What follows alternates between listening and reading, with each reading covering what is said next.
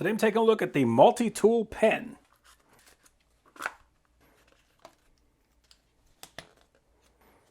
Well, just keep coming.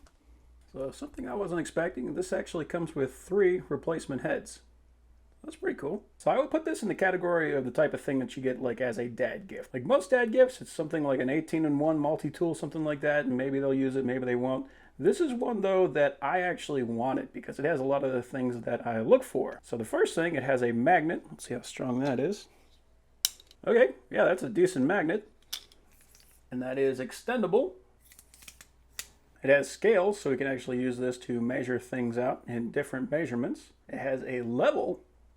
So that's something, like just having a little level in your pocket. That's pretty amazing. I've never seen that. It has a flashlight. And then if we take off the magnetic tip, we can screw that on the other side. And we have a pen, which is actually kind of interesting because this is the only extendable pen that I have. I've never seen that before. That's actually kind of cool because if I need to mark something but I can't quite reach it, I could maybe get it with this. That's pretty cool. That's kind of cool. So yeah, overall, that is a very versatile tool.